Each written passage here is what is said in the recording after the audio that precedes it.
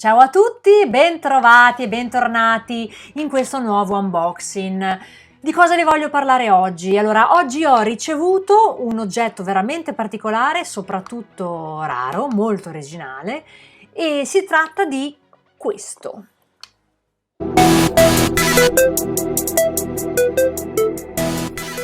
Si tratta di una mina. Per la precisione parliamo di una DeLorean, ovvero una DeLorean scolpita dentro a una mina. Ogni pezzo è unico, è numerato e stiamo parlando di un Made in Italy perché il nostro artista di oggi è assolutamente italiano. Ma bando alle ciance e andiamo a vedere di che cosa si tratta. Voglio però farvi vedere prima della mina anche la scatola, perché anche la scatola ha il suo perché. Gianluca acquista la scatola, viene completamente carta vetrata e poi viene decorata e incisa con il pirografo, quindi nella parte diciamo superiore io mi sono fatta incidere proprio la scritta Back to the Future parte terza, perché comunque io ho la mina del terzo capitolo. Nella parte invece diciamo frontale Gianluca pone il numero delle copie e l'anno in cui viene realizzata, oltre la sua firma e l'anno di nascita. Sotto l'apertura della scatola io ho fatto mettere il flusso canalizzatore, ma voi potete scegliere eventualmente un disegno o anche una scritta. La scatola viene comunque fatta tutta con il pirografo e gli dà questo effetto invecchiato, che sinceramente lo apprezzo molto. Quindi dopo che è stata fatta in questo modo viene anche poi lucidata. Ho deciso di mettere i guanti semplicemente per non lasciare le impronte delle mie mani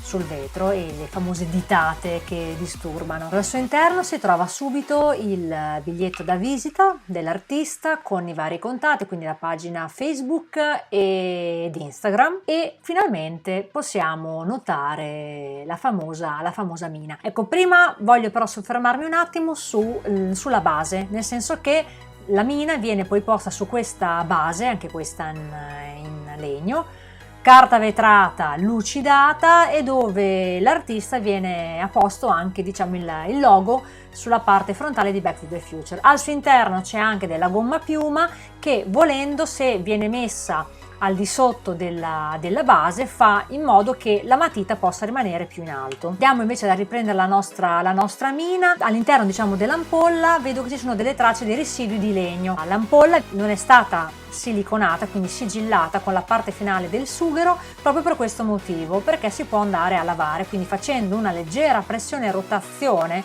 del sughero dell'ampolla andiamo a vedere nei minimi dettagli questo capolavoro.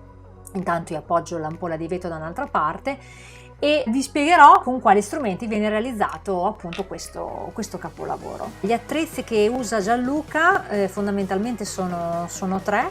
Si taglia inizialmente la mina e con una lama, con un tagliabalsa, si inizia a delineare e a squadrare la nostra sagoma, quindi in questo caso la DeLorean. Con una penna a punta di acciaio invece viene dettagliata la macchina, per cui in questo caso, soprattutto se si vede proprio il vetro della macchina, viene fatta con questa punta d'acciaio, che poi è anche un attrezzo che usa il dentista. La mina è una classica matita Stadler HB che poi viene incastonata dentro questa base di sughero. Un altro attrezzo che usa è un trapano invece appunto intercambiabile, che serve proprio per andare nel filo e fare i dettagli come per esempio le ruote, quindi andare a incavare, andare a incidere e cercare di creare il dettaglio nel minimo particolare. Considerate che la lunghezza della DeLorean è di circa 1 centimetro, quindi sono misure veramente ridotte e non è assolutamente facile fare una cosa del genere. Veramente è una grande arte quella di Gianluca, e se vedete anche la rotaia viene tutta scolpita e incisa. A questo punto andiamo a riporre la mina dentro alla sua ampolla, semplicemente premendo la base di sughero senza troppa pressione e delicatamente. Vedete che torna tutto come prima, quindi andiamo a rimetterla sopra alla sua base e questo è il prodotto finito. Ovviamente mi è arrivata anche con il certificato di autenticità che ne garantisce ovviamente la sua originalità, con anche l'ologramma. Gianluca non ha realizzato solamente 25 pezzi di Ritorno al futuro scolpiti nella mina, ma ha fatto anche altre sculture relativi a film, come per esempio Ghostbusters, ha realizzato l'Ecto 1, oppure Il Signore degli Anelli, la Batmobile di Batman, lo scudo di Capitan America, il martello di Thorn, il casco di Darth Vader, quindi parliamo anche di Star Wars, Iron Man, la spada nella roccia, il ponte di Brooklyn quando ci fu la maratona a New York. Quindi se volete trovare le sue opere andate sulla pagina Facebook oppure sul suo canale di Instagram. Anche questo video è volto al termine, non mi resta quindi che salutarvi.